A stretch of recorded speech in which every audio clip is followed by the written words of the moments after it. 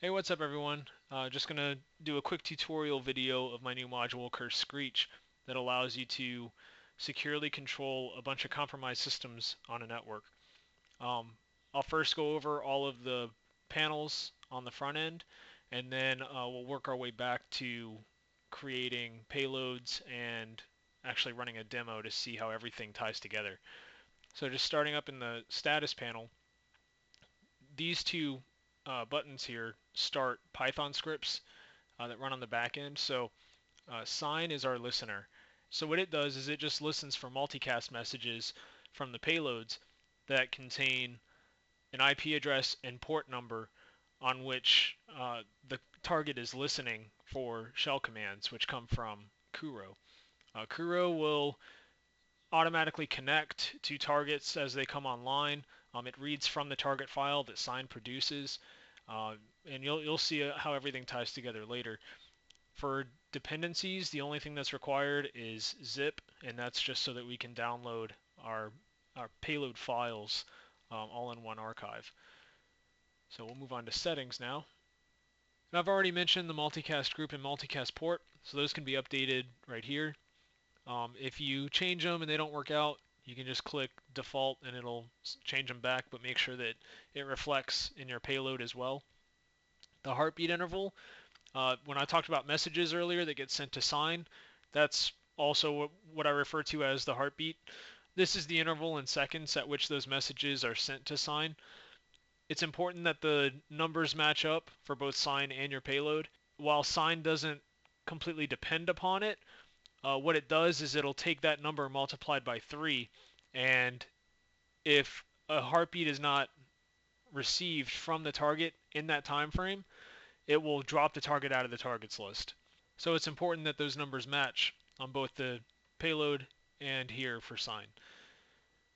Next we have the keys that we use for Kuro and the targets, and this is so that they can communicate securely over TLS. I recommend using my papers module for the keys, and the reason why is this field here takes just a directory and the name of the key, and then on the back end the scripts determine which file they need from those directories.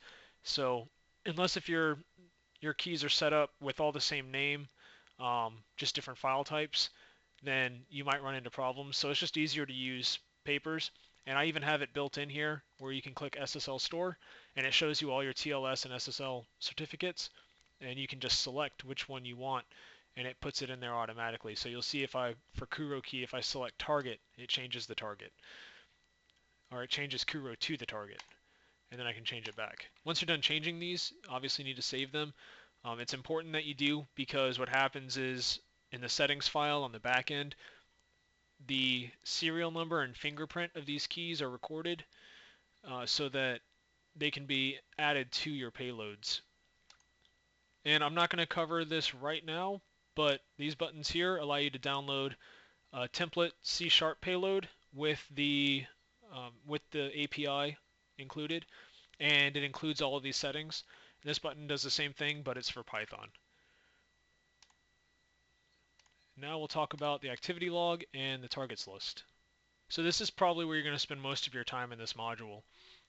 The activity log displays all of the output from Kuro when it's connecting to a target, when a connection is established, when you're sending commands, when data has been received, and when you've disconnected from targets. So it gives you the whole status update of what's going on.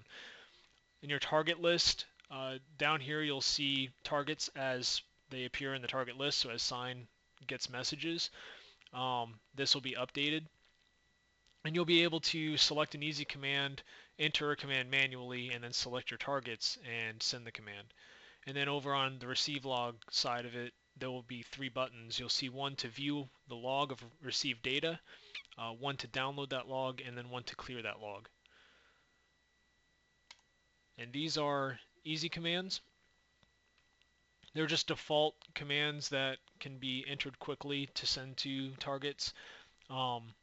Things like enabling remote desktop, adding users to the remote desktop users group, or adding a user to the administrators group, fishing for credentials. And these are just really quick and easy ways to get things done on the remote end. Things like enabling RDP, it takes a few different commands. This updates the registry on the remote system, and then it enables remote desktop rules in the firewall. So those one-liners can take quite a while to write out, and you can get things wrong pretty easily. So just having them set up in a default way where you can just click it and send it is obviously much quicker. And you can add your own easy commands by clicking the blue button up top. Put in the name, command, click save, and it'll add it to the group. And if a target falls offline and you still want to see its logs, because sign will remove it from the target list. So this list will actually update and show no targets if they're all offline. But you can still go to all logs, and I actually have one from a test here still. So you can still view the logs, you can download them, delete them, and it's just an easy way to manage the logs even after the targets are offline. And just like my other modules, I still have the error logs panel and the changelog panel.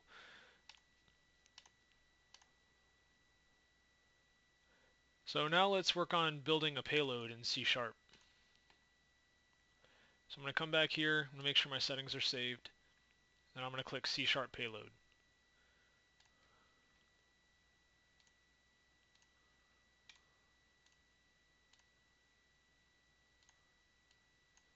And in the zip file, you see we have the API itself, a documentation file, and we have a template payload. So I'm not going to go over all of the methods of the API because honestly you can just read the documentation. It's pretty simple. But I am going to copy this public form and the form closing method. I'm going to go into Visual Studio and create a new project. Make it a Windows Forms application and call it Payload.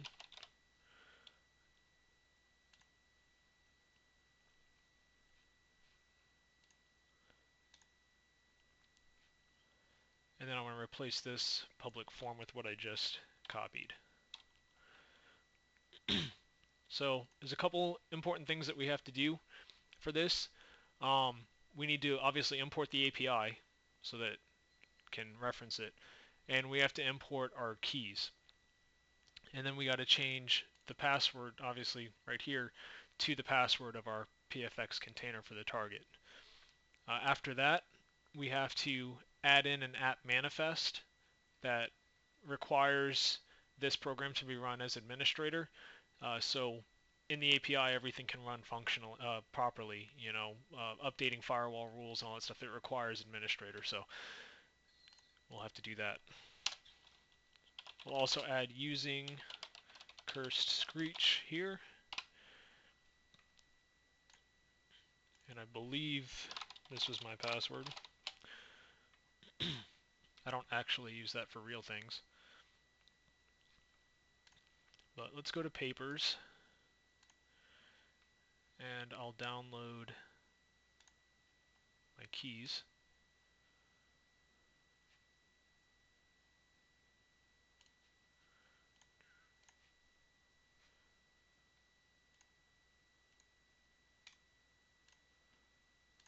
And all I need from this is my PFX. So I'll just copy that into the project.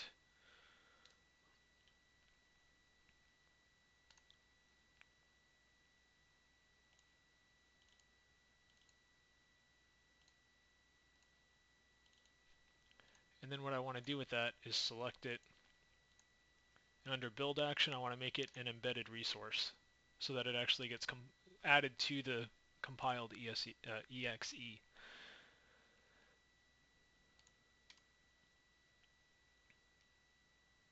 We'll go ahead and add the API.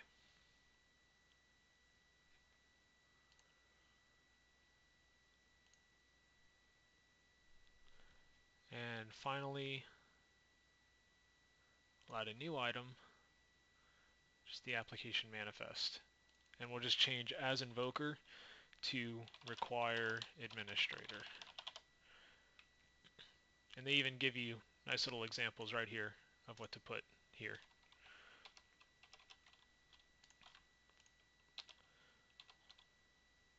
Alright, we'll change this to release.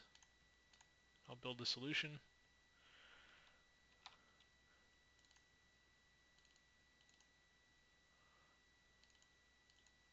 And there it is.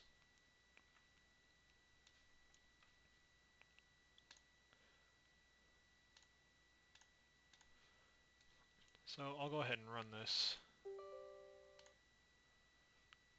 And you see we just have a form here.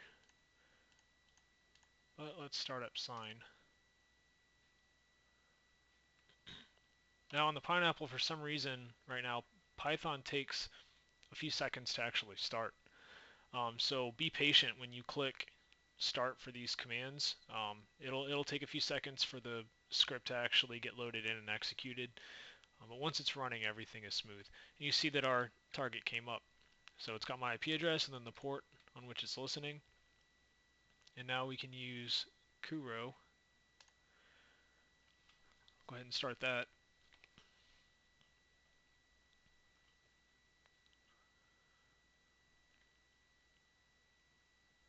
Like I said, it takes a few seconds, but here in our activity log, you see it started connecting, and then it connected via TLS version 1.2, and then it'll tell you when it's ready. So at the beginning, it loops through all of the targets in the target list.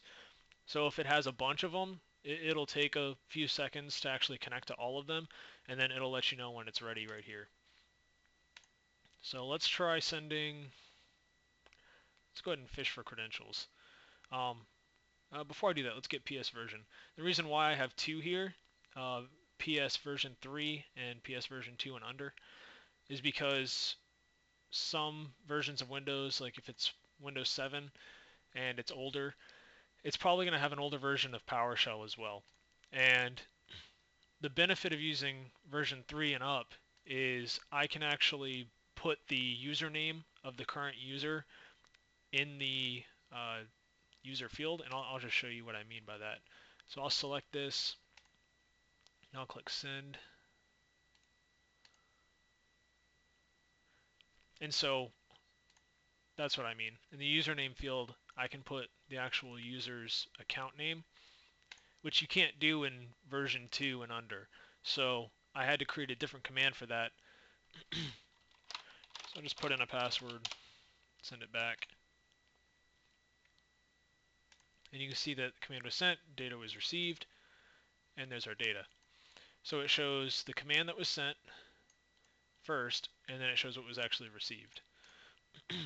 Now if this were a system where, let's get the PS version, if this were a system where the PowerShell version was under 3, then we would have to use PSv2 fish. And it does the same thing, it just doesn't put the username in the field first, and it also doesn't have a cool little message up here that says, you know, Windows requires your credentials. You can put whatever message you want in there to try and trick the user.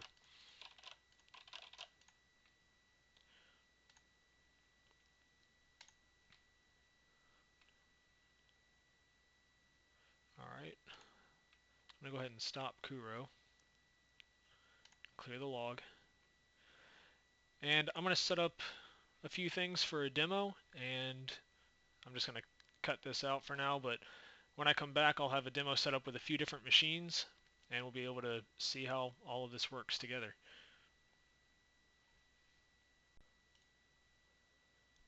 Alright, and I'm back. I've got a lab set up with obviously my Windows 10 machine. The payload is still running on there. And I have two Windows 7 machines and VMs. I would have used a Windows 8 one, but it just runs too slow, so it would have taken too long for this demo. But these will work just fine. So I've got both of these Windows 7 machines, and I'll just start the payload on each. And remember that form closing part of the payload in the program, that just makes it so that when you close the window, the payload still runs in the background, but the user doesn't see anything here. So it's kind of handy. So I'll start them both. And you can see they appeared in here. Sign was listening, and Updated the target list. So now we'll start Kuro. And you'll notice that the Windows 7 machines only connect at TLS v1. For some reason, Windows 7 just doesn't support version 1.2. I think you can download it and add it on as an extra, but I don't think many people are going to do that if they're still running Windows 7, unless if it's a business or something. But you can see we connected. So TLS 1.2 on my Windows 10 machine. Windows 8 and 10 both support TLS version 1.2 out of the box. The others, you can see TLS version 1, like I said. And it looks like Kuro is ready. So the first thing I'm going to do is I'm going to send get PS version to all of them. Make sure I have all the logs cleared.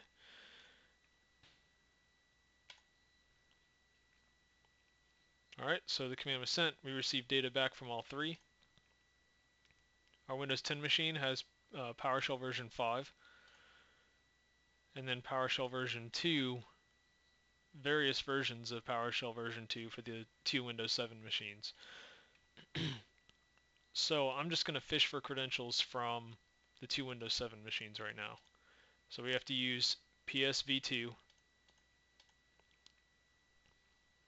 And you can see that a dialog popped up on both of them.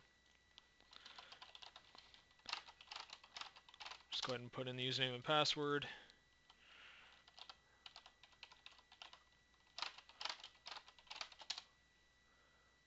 Alright. And now we see that we got data back from both. And there's our username and password. So a couple other things we can do now is let's enable remote desktop on the remote end, and we'll do it on both machines.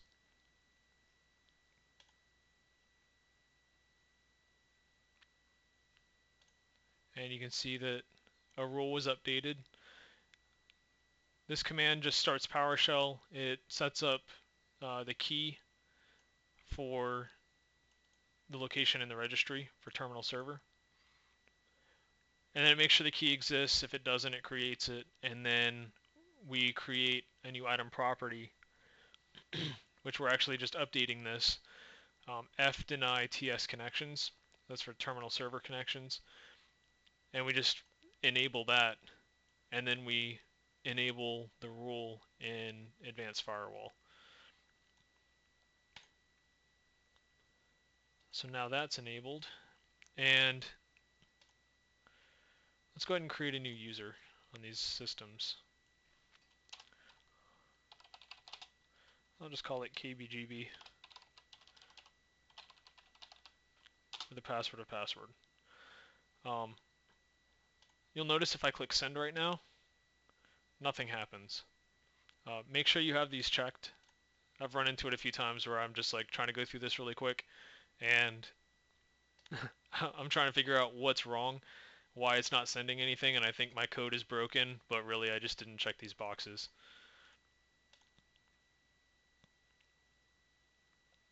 Alright. See that the command completed successfully, so we now have a new user on both of those boxes. I'm going to go ahead and add them to the administrators group too.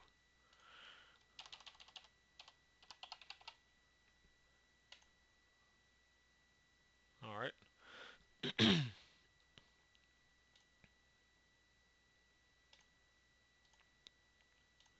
And now I just want to log on to 1.247.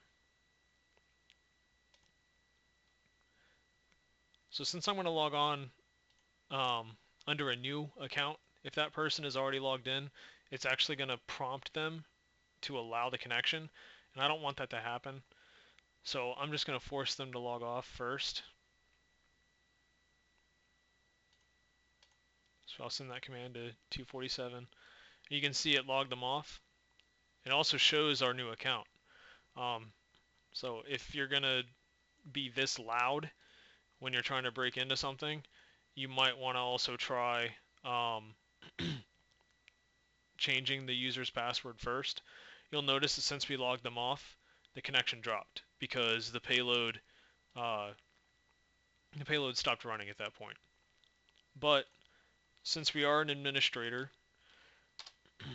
and we have an account, we enabled RDP, we should be able to connect.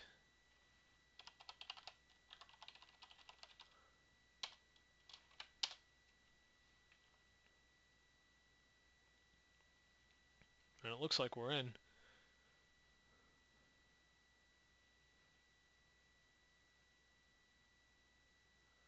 It's kind of a slow system. So yeah, now we're in. Could do anything on the system. Those are just options. A quick run through for what you can do with this module. I wouldn't necessarily recommend being that noisy when you're breaking into a system because obviously the person's going to know something is up, and your whole goal is to be quiet and just do what you need to do for your pen test so that you can annotate it in your report and show what you were able to do. But just options to show what you can do. So if you have any questions, you can find me on the forums or on Twitter, and just let me know if there's any problems, and I'll do my best to help you and get those things fixed. Thanks for watching.